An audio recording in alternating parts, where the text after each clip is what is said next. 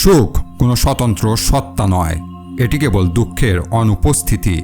এই কথাটি বলেছিলেন ঊনবিংশ শতাব্দীর জার্মান দার্শনিক আর্থার শোপেনহাওয়ার, যিনি পশ্চিমা দর্শনের অন্যতম প্রধান নৈরাশ্যবাদী চিন্তাবিদ হিসেবে পরিচিত।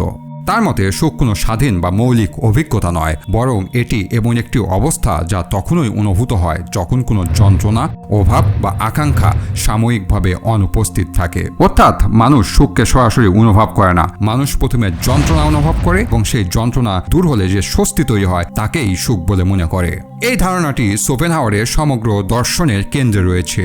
তিনি মনে করতেন মানুষের জীবন মূলত এক অবিরাম আকাঙ্ক্ষা, অপূর্ণতা এবং অসন্তোষ দ্বারা পরিচালিত। এই ভিডিওতে আমরা শোপেনহাওয়ারের এই দৃষ্টিভঙ্গিকে বিশ্লেষণ করব এবং বোঝার চেষ্টা করব কেন তিনি বিশ্বাস করতেন যে সুখ কোনো মৌলিক বাস্তবতা নয়, বরং দুঃখের অনুপস্থিতি মাত্র। আর্থার শোপেনহাওয়ার জন্মেছিলেন 22 ফেব্রুয়ারি 1788 সালে জার্মানির ডানজিক শহরে, যেটা বর্তমান পোল্যান্ডের গডানক্স নামে পরিচিত। তার বাবা হাইনরিখ ফ্লোরিস শোপেনহাওয়ার ছিলেন একজন সফল ব্যবসায়ী, আর মা জোহানা শোপেনহাওয়ার ছিলেন সেই সময়ের বিখ্যাত জার্মান লেখিকা। কিন্তু শোপেনহাওয়ারের ভিতরে ছিল গভীর অন্ধকার। বাবার সাথে সম্পর্ক ছিল শীতল, আর মায়ের সঙ্গে সম্পর্ক ছিল আরো তিক্ত। এক পর্যায়ে শোপেনহাওয়ারের মা তাকে চিঠিতে লিখেছিলেন, তোমার সাথে একই বাড়িতে থাকা আমার পক্ষে সম্ভব নয়। তারপর একদিন বাবা মারা গেলেন রহস্যজনকভাবে। অনুমান করা হয় তার বাবা আত্মহত্যা করেছিলেন। এই ঘটনা তরুণ শোপেনহাওয়ারের ভিতরে এক প্রশ্ন জন্ম দিল, যেটা তিনি সারা জীবন বহন করেছেন। মানুষ কেন কষ্ট পায়? এই যন্ত্রণার শেষ কোথায়? সারা জীবন তিনি একাকী থেকেছেন, বিয়ে করেননি। তার একমাত্র সঙ্গী ছিল তার পোষা কুকুর, যার নাম তিনি রেখেছিলেন আত্মা। আত্মা মূলত একটি সংস্কৃত শব্দ, বাংলায় যার অর্থ সর্বজনীন আত্মা। 1818 সালে মাত্র 30 বছর বয়সে শোপেনহাওয়ার লিখলেন তার কালজয়ী বই the world as will and representation. প্রকাশের পরে বইটি সম্পূর্ণ উপেক্ষিত হয়েছিল। প্রকাশক নিজে জানিয়েছিলেন যে প্রথম সংস্করণের বেশিরভাগ কপি অবিকৃত থেকে যায় এবং অবশেষে সেই বইগুলো সস্তা মূল্যে কাগজ হিসেবে বিক্রি করা হয়েছিল। এই উপেক্ষা শোপেনহাওয়ারকে গভীরভাবে আঘাত করেছিল। তিনি মনে করতেন তার দর্শন সময়ের চেয়ে এগিয়ে, কিন্তু তৎকালীন চিন্তার জগৎ তখন অন্যদিকে ঝুঁকেছিল। শোপেনহাওয়ারের সমসাময়িক সময়ে আরেকজন গুরুত্বপূর্ণ দার্শনিক ছিলেন। তিনি হলেন জর্জ উইলহেম ফ্রেডরিক হেগেল। সে সময় জার্মান বুদ্ধিভিত্তিক জগতে হেগেল ছিলেন খুবই প্রভাবশালী ব্যক্তিত্ব। বার্লিন বিশ্ববিদ্যালয়ে তার লেকচারগুলো ভীষণ জনপ্রিয় ছিল। শোপেনহাওয়ার হেগেলের দর্শনকে অত্যন্ত সমালোচনামূলক দৃষ্টিতে দেখতেন। তার মতে হেগেলের দর্শন ছিল অস্পষ্ট ভাষায় মোড়ানো এক ধরনের কৃত্রিম আশাবাদ। শোপেনহাওয়ার বিশ্বাস করতেন বাস্তবতা এতটা যৌক্তিক বা প্রগতিমুখী নয়, বরং মানুষের অস্তিত্বের গভীরে আছে অন্ধ ইচ্ছা ও যন্ত্রণা। শোপেনহাওয়ার ও হেগেলের এই বিরোধ কেবল দার্শনিক মতভেদ ছিল না, এটি ছিল দুই ভিন্ন চিন্তার সরাসরি সংঘর্ষ, দুই ভিন্ন দর্শনের মুখোমুখি অবস্থান। 1820 সালে যখন শোপেনহাওয়ার বার্লিন বিশ্ববিদ্যালয়ে লেকচার দেওয়ার সুযোগ পান, তখন তিনি ইচ্ছাকৃতভাবে তার ক্লাসের সময় নির্ধারণ করেন হেগেলের লেকচারের ঠিক একই সময়ে। এটি ছিল শোপেনহাওয়ারের পক্ষ থেকে হেগেলের প্রতি এক ধরনের প্রকাশ্য চ্যালেঞ্জ। তিনি মূলত দেখতে চেয়েছিলেন শিক্ষার্থীরা প্রতিষ্ঠিত হেগেলীয় দর্শনকে অনুসরণ করবে নাকি তার ভিন্ন দৃষ্টিভঙ্গিকে গ্রহণ করবে। কিন্তু ফল হয়েছিল বিপর্যয়কর। তার ক্লাসে কেউ আসেনি। জীবদ্দশায় তার চিন্তার গভীরতা উপেক্ষিত হলেও মৃত্যুর পর তার বই নতুন প্রজন্মের চিন্তাবিদদের গভীরভাবে নাড়া দিয়েছিল। নিৎসে থেকে ভ্যাগনার, টলস্টয় থেকে ফ্রয়েড, অনেকে তার চিন্তার ছায়ায় নিজেদের ভাবনাকে নতুনভাবে গড়েছিলেন। The world as will and representation এই বইটির মাধ্যমে আর্থার শোপেনহাওয়ার দর্শনের ইতিহাসে একটি প্রাচীন ও গভীর প্রশ্নকে নতুনভাবে আমাদের সামনে এনেছিলেন। প্রশ্নটি হলো, এই পৃথিবীর ভেতরের আসল সত্তাটা কি? যদিও এই প্রশ্নের ভিত্তি তৈরি করেছিলেন অষ্টাদশ শতকের অন্যতম প্রভাবশালী দার্শনিক ইমানুয়েল কান্ট। কান্টের মতে জগতের একটি আসল রূপ আছে যা আমাদের অভিজ্ঞতার বাহিরে। আমরা যে জগৎ দেখি তা সেই আসল রূপে সরাসরি প্রকাশ নয়, বরং আমাদের ইন্দ্রিয় ও মনের মাধ্যমে গঠিত একটি অভিজ্ঞতা মাত্র। আরো সহজভাবে বললে, ইমানুয়েল কান্ট মানুষের জ্ঞান অর্জনের সীমাবদ্ধতা এবং মানব মনের গঠন প্রকৃতির উপর ভিত্তি করে জগৎকে ফিনোমিনন এবং নৌমেনন এই দুই ভাগে ভাগ করেছিলেন। ফিনোমিনন হলো দৃশ্যমান জগৎ, অর্থাৎ আমরা যখন কোনো বস্তু দেখি আমাদের মস্তিষ্ক এবং ইন্দ্রিয়গুলো সেই বস্তুর তথ্য গ্রহণ করে এবং নির্দিষ্ট শাস্ত্রে ফেলে আমাদের সামনে উপস্থাপন করে। একেই কান্ট ফিনোমিনন বা প্রতিভাস বলে আখ্যায়িত করেছিলেন। কান্টের দর্শনে ফিনোমিনন হলো পুরোপুরি আমাদের অভিজ্ঞতালব্ধ জগৎ, অর্থাৎ আমরা পঞ্চেন্দ্রিয় যেমন চোখ, কান, নাক, জিভ, ত্বক দিয়ে যা অনুভব করি বা অভিজ্ঞতার মাধ্যমে জানি, তাই হলো ফিনোমিনন। অন্যদিকে নৌমেনন হলো কোনো বস্তুর সেই সত্তা যা আমাদের ইন্দ্রিয় বা অভিজ্ঞতার উপর নির্ভর করে না। কান্ট একে বলেছেন থিঙ্কিং ইটসেলফ অর্থাৎ ফিনোমিনন যদি হয় আমাদের অভিজ্ঞতালব্ধ জ্ঞান, তবে নৌমেনন হলো সেই অভিজ্ঞতার পেছনের আসল সত্য যা আমরা কোনো দিনও জানতে পারবো না। কান্টের মতে নৌমেনন হলো এমন এক জগৎ যেখানে স্থান বা কাল বলে কিছু নেই। যেহেতু আমাদের মস্তিষ্ক স্থান বা কাল ছাড়া কিছু প্রসেস করতে পারে না, তাই নৌমেনন আমাদের জ্ঞানের সীমানার বাহিরে। কান্ট যখন আমাদের জ্ঞানের সীমা নির্ধারণ করে দিয়ে বলেছিলেন যে নৌমেনন আমাদের জন্য চিরকাল রহস্য বা অজ্ঞেয় থাকবে, শোপেনহাওয়ার সেখানে তার the world as will and representation গ্রন্থে কান্টের এই দর্শন নিয়ে আরো গভীরে গেলেন। শোপেনহাওয়ার কান্টের সাথে একমত হলেন যে জগৎ আমাদের কাছে একটি উপস্থাপনা বা রিপ্রেজেন্টেশন মাত্র। অর্থাৎ কান্ট যাকে ফিনোমিনন বলেছেন, শোপেনহাওয়ার তাকে রিপ্রেজেন্টেশন বলে অভিহিত করলেন। কিন্তু শোপেনহাওয়ার একটি মৌলিক জায়গায় কান্টের সাথে দ্বিমত পোষণ করে বললেন এই জগতের আসল সত্তা বা নৌমেনন সম্পূর্ণ অজ্ঞেয় নয়। শোপেনহাওয়ার বলেন জগৎকে চেনার জন্য আমাদের কাছে একটি বিশেষ চাবি আছে, আর সেটি হলো আমাদের নিজেদের শরীর। শোপেনহাওয়ারের মতে আমরা আমাদের নিজেদের সত্তাকে ভিতর থেকে এবং বাহির থেকে দুইভাবে উপলব্ধি করতে পারি। যখন আমরা শরীরকে বাহির থেকে দেখি তখন এটি অন্য 10টি বস্তুর মতোই একটি বস্তু বা রিপ্রেজেন্টেশন, কিন্তু এর বাহিরেও আমাদের একটি অভ্যন্তরীণ অনুভূতি আছে। যখন আমরা ক্ষুধার্ত হই শরীর ভিতর থেকে তাগিদ দেয়, যখন ভয় পাই হৃদস্পন্দন বেড়ে যায়, কিংবা কাউকে দেখে আকৃষ্ট হলে এক অদ্ভুত টান অনুভব করি। এই যে ভিতরে অদৃশ্য তাড়না বা অবিরাম চাওয়া, শোপেনহাওয়ারের মতে এটাই হলো অন্তর্নিহিত বাস্তবতার সরাসরি অনুভূতি। এখন আপনাদের মনে একটি প্রশ্ন আসতে পারে যে ক্ষুধা, তৃষ্ণা, আকাঙ্ক্ষা বা যন্ত্রণা তো এক ধরনের অনুভূতি। কান্ত এগুলোকে ফিনোমিনন বা অভিজ্ঞতার জগৎ বলেছিলেন, কিন্তু শোপেনহাওয়ার কেন এগুলোকে নৌমেনন বা জগতের আসল সত্তা বলেছেন? এখানেই লুকিয়ে আছে শোপেনহাওয়ারের দর্শনের মৌলিক বিষয়। কান্ট যখন ক্ষুধার কথা বলেন তিনি সেটাকে দেখেন পর্যবেক্ষক হিসাবে, অর্থাৎ আমি অনুভব করছি আমার পেট কামড়াচ্ছে, এটি একটি তথ্য যা আমাদের মস্তিষ্ক প্রসেস করছে। কান্টের কাছে এটি ফিনোমিনন বা রিপ্রেজেন্টেশন। কিন্তু শোপেনহাওয়ার কেন এগুলোকে নৌমেনন বা জগতের আসল সত্তা বলেছেন? শোপেনহাওয়ার বললেন আমরা ক্ষুধা, কামনা বা যন্ত্রণার সময় কেবল তথ্য পাই না, আমরা সরাসরি একটি তাড়না বা ফোর্স অনুভব করি। শোপেনহাওয়ারের যুক্তি হলো এই যে ভিতরে চাওয়া বা উইল, এটি কোনো দেশ বা কালের ছাঁচে পড়ে না, এটি সরাসরি আমাদের অস্তিত্বের অংশ। শোপেনহাওয়ারের মতে শরীর জগতের একমাত্র বস্তু যাকে আমরা কোনো লেন্স বা বুদ্ধি ছাড়াই সরাসরি নিজের অস্তিত্ব দিয়ে অনুভব করি। অর্থাৎ শোপেনহাওয়ার মনে করতেন আমাদের শরীরের ভিতরের প্রবাহমান এই যে আদিম শক্তি বা তাড়না, এটাই হলো সেই নৌমেনন বা বস্তু সত্তা। তিনি এর নাম দিলেন উইল। তার ভাষায় will is the thinking itself, the inner content, the essence of the world, life, the visible world. The phenomenon is only the mirror of the will. অর্থাৎ ইচ্ছাই হলো বস্তু সত্তা, জগতের অভ্যন্তরীণ উপাদান এবং এর সারমর্ম। জীবন, এই দৃশ্যমান জগৎ বা প্রতিভাস হলো সেই ইচ্ছারই দর্পণ বা প্রতিফলন মাত্র। শোপেনহাওয়ারের মতে এই ইচ্ছা বা উইল কিন্তু কোনো সচেতন বুদ্ধিদীপ্ত পরিকল্পনা নয়, এটি একটি অন্ধ এবং অযৌক্তিক শক্তি যা নির্দিষ্ট কোনো গন্তব্য ছাড়াই কেবল অন্ধভাবে টিকে থাকতে চায় এবং বংশবৃদ্ধি করতে চায়। এখন প্রশ্ন উঠতে পারে মানুষ কি এই অন্ধ ইচ্ছা শক্তির নিয়ন্ত্রণ হতে মুক্ত হতে পারে না? শোপেনহাওয়ারের উত্তর ছিল অত্যন্ত হতাশাজনক। তিনি বললেন আমাদের সাধারণ যুক্তি বা বুদ্ধি দিয়ে একে সরাসরি জয় করা প্রায় অসম্ভব, কারণ বুদ্ধি নিজেই এই উইলের টিকে থাকার একটি উন্নত হাতিয়ার মাত্র। এই জটিল মনস্তত্ত্ব বোঝাতে তিনি একটি কালজয়ী রূপক ব্যবহার করেছেন।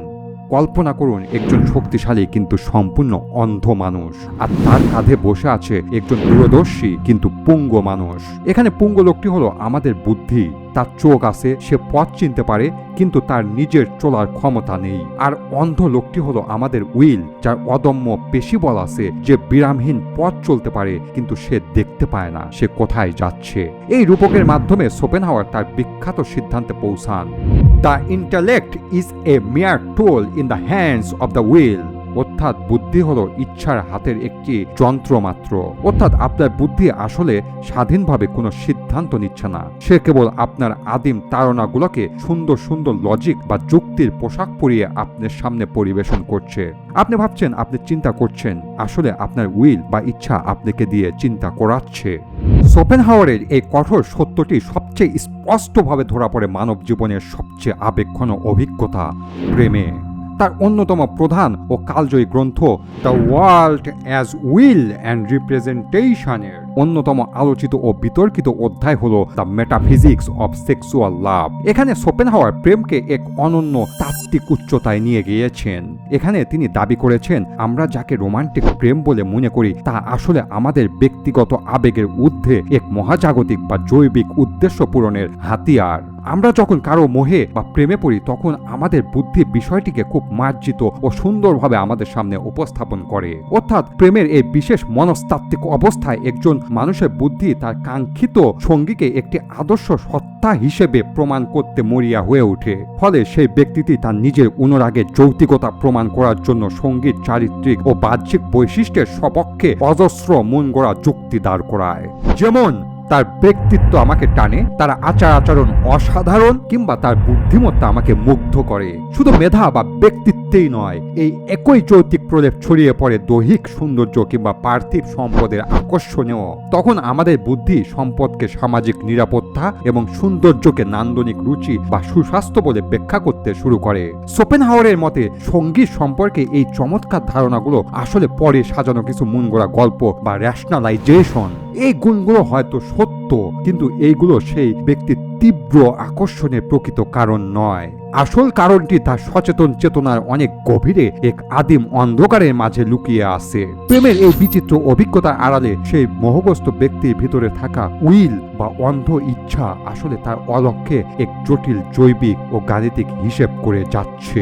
এই উইল তখন সেই ব্যক্তির মাধ্যমে বিচার করে দেখে কার জিন সবচেয়ে বেশি শক্তিশালী।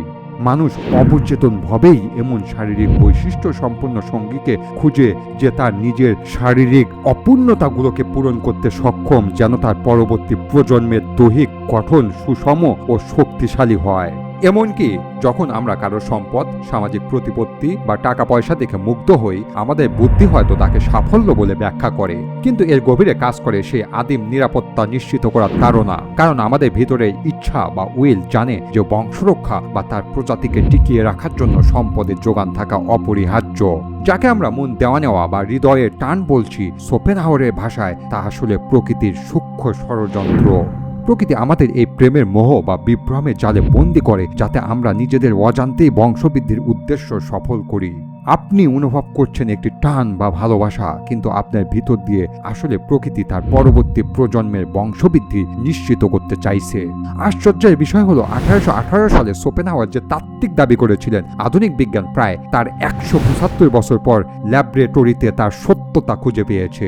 1995 সালে বিজ্ঞানী ক্লস ভেইডাকিন্ড একটি বিখ্যাত পরীক্ষা চালান, যার নাম ছিল সোয়েটি টি শার্ট এক্সপেরিমেন্ট। এই পরীক্ষায় দেখা গিয়েছিল নারীরা কোনো চিন্তা ভাবনা ছাড়াই অবচেতনভাবে এমন পুরুষের প্রতি আকর্ষণ অনুভব করেন যার রোগ প্রতিরোধ ক্ষমতা বা ইমিউন সিস্টেম তাদের নিজেদের থেকে সম্পূর্ণ আলাদা। এর পিছনে প্রকৃতির মূল উদ্দেশ্য হলো বাবা ও মায়ের ভিন্নধর্মী রোগ প্রতিরোধ ক্ষমতা বা ইমিউন সিস্টেমকে কাজে লাগিয়ে সন্তানের শরীরে একটি শক্তিশালী সুরক্ষা কবচ তৈরি করা, যেন সেই সন্তানটি বিবর্তনের ধারায় প্রকৃতিতে টিকে থাকার লড়াইয়ে এগিয়ে থাকে। শোপেনহাওয়ার যেটিকে প্রজাতির স্বার্থ বা অবচেতন উইলের এক নিখুঁত গাণিতিক হিসাব বলেছিলেন, আধুনিক বিজ্ঞান ঠিক সেটিকেই আমাদের জিনের সংকেত হিসেবে প্রমাণ করল। আমরা মনে করি আমরা আমাদের স্বাধীন ইচ্ছায় কাউকে পছন্দ করি, কিন্তু পর্দার আড়াল থেকে আসলে আমাদের জিন তার শ্রেষ্ঠ উত্তরাধিকার নিশ্চিত করার জন্য আমাদের পরিচালনা করে যাচ্ছে। শোপেনহাওয়ার আমাদের স্বাধীন ইচ্ছা বা ফ্রি উইলের প্রচলিত ধারণাকেও সরাসরি চ্যালেঞ্জ করেছেন। তার সেই কালজয়ী উক্তিটি আজও বিশ্বজুড়ে আলোচিত, man can do what he wills but he can not will what he wills. অর্থাৎ মানুষ যা চায় তা সে করতে পারে, কিন্তু সে কি চাইবে তা নির্ধারণ করার ক্ষমতা তার নেই। সহজভাবে বললে, আপনার কোনো কাজ করার স্বাধীনতা হয়তো আছে, কিন্তু সেই কাজের পিছনের যে চাওয়া বা ইচ্ছা তৈরি হয় তার উৎস আপনার নিয়ন্ত্রণে নেই। শোপেনহাওয়ারের মতে আমাদের ইচ্ছেগুলো আমাদের অজান্তেই সেই উইল বা অন্ধ ইচ্ছা থেকে উৎপত্তি হয়, আর আমরা কেবল সেই ইচ্ছের আজ্ঞাবাহ দাস হিসেবে কাজ করি। শোপেনহাওয়ারের এই দার্শনিক দাবিটি 150 বছর পর আধুনিক বিজ্ঞানের গবেষণাগারে প্রমাণিত হয়েছে।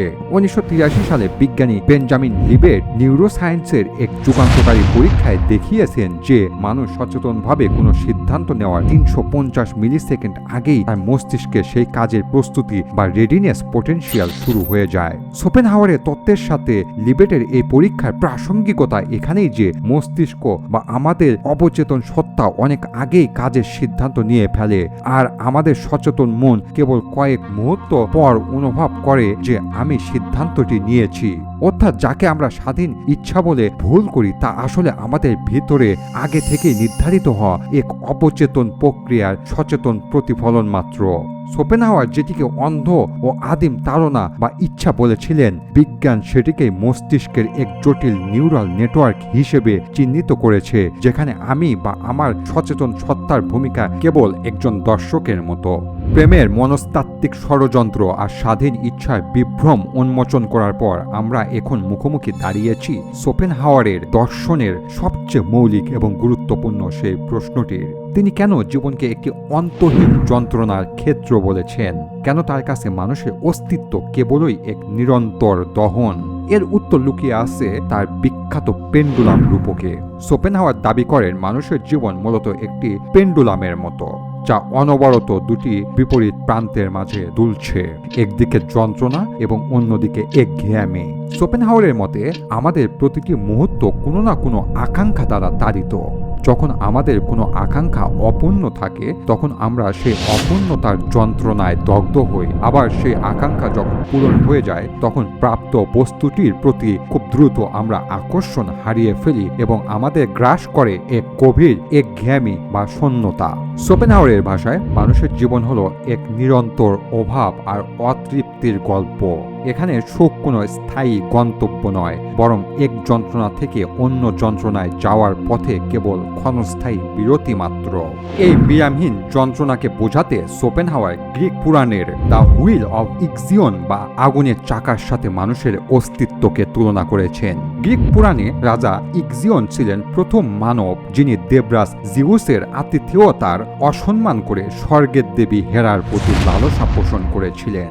তার এই ধৃষ্টতা বা সীমাহীন কামনার শাস্তি হিসাবে জিউস তাকে এক অনন্তকাল ঘূর্ণায়মান আগুনের চাকার সাথে বেঁধে দেন। শোপেনহাওয়ারের মতে আমাদের অবস্থাও ঠিক রাজা ইক্সিয়নের মতো। আমাদের ভেতরে থাকা সেই অন্ধ ইচ্ছা বা উইল আমাদের এক অন্তহীন চাকার সাথে বেঁধে রেখেছে। শোপেনহাওয়ারের এই যন্ত্রণাময় জীবন দর্শনের চিত্র আমাদের সামনে এক গভীর অন্ধকার তুলে ধরলেও তিনি মানুষকে একেবারে নিরাশ করেননি। তিনি বিশ্বাস করতেন আমরা যদি সচেতন হই তবে এই অন্ধ ও আদিম উইলের কারাগার থেকে নিজেদের মুক্ত করতে পারি। শোপেনহাওয়ার মূলত তিনটি স্তরে এই মুক্তির পথ দেখিয়েছেন, যা আমাদেরকে এই নিরন্তর দহন থেকে সাময়িক এবং দীর্ঘস্থায়ী প্রশান্তি দিতে সক্ষম। শিল্পকলা ও নান্দনিক অবলোকন। শোপেনহাওয়ারের মতে শিল্পকলা হলো এমন এক আশ্চর্য জগৎ যেখানে প্রবেশ করলে আমরা আমাদের ব্যক্তিগত চাওয়া বা আকাঙ্ক্ষাকে ভুলে থাকতে পারি। যখন আমরা কোনো মহৎ চিত্রকলা দেখি বা কোনো প্রাকৃতিক সৌন্দর্যের মাঝে হারিয়ে যাই তখন আমরা আর ব্যক্তি থাকি না, বরং পরিণত হই এক নিস্পৃহ দর্শকে। সেই মুহূর্তে আমাদের ভিতরে থাকা উইল শান্ত হয়ে যায়। আমরা তখন কোনো বস্তুকে এই হিসেবে বিচার করি না যে এটি আমার কি কাজে লাগবে, বরং আমরা বস্তুটির বিশুদ্ধ সৌন্দর্য উপভোগ করি। মুক্তির দ্বিতীয় ধাপটি হল নৈতিকতা ও সহমর্মিতা। শোপেনহাওয়ার লক্ষ্য করেছিলেন যে আমরা যখন অন্যদের থেকে নিজেদের আলাদা ভাবি এবং কেবল নিজের স্বার্থ নিয়ে ভাবি তখনই উইল আমাদের উপর সবচেয়ে বেশি শক্তিশালী হয়। কিন্তু যখন আমরা বুঝতে পারি যে এই জগতের প্রতিটি প্রাণের ভেতর একই উইল বা অন্ধ ইচ্ছাশক্তি কাজ করছে এবং সবাই সমানভাবে যন্ত্রণার শিকার, তখন আমাদের ভেতর এক গভীর সহমর্মিতা তৈরি হয়। এই উপলব্ধি আমাদের অহংকার বা ইগোকে ভেঙে চুরমার করে দেয়। শোপেনহাওয়ারের ভাষায় অন্যের যন্ত্রণাকে নিজের যন্ত্রণার মতো অনুভব করতে পারাই হলো সর্বোচ্চ নৈতিকতা। যখন আপনি বুঝতে পারবেন যে পাশের মানুষটির যন্ত্রণা আর আপনার যন্ত্রণা একই উৎস থেকে উৎপত্তি হয় তখন আপনি আর তাকে হিংসা করতে পারবেন না। এই সর্বজনীন প্রেম বা সহমর্মিতা আমাদের উইলের সেই স্বার্থপর বেড়াজাল থেকে কিছুটা মুক্তি দেয়। বৈরাগ্য ও ইচ্ছার বিলুপ্তি। তবে শিল্পকলা বা সহমর্মিতা আমাদের কেবল সাময়িক স্বস্তি দিতে পারে। শোপেনহাওয়ারের মতে এই যন্ত্রণাময় চক্র থেকে চিরস্থায়ী মুক্তির একমাত্র পথ হলো বৈরাগ্য। তার মতে আমাদের উচিত সচেতনভাবে এই উইল বা বাঁচার ইচ্ছাকে অস্বীকার করা। যখন একজন মানুষ স্বেচ্ছায় পার্থিব সুখ, আরাম এবং বংশবৃদ্ধির আকাঙ্ক্ষা ত্যাগ করে তখন সে আসলে প্রকৃতির সেই বিশাল ষড়যন্ত্রের বিরুদ্ধে বিদ্রোহ করে।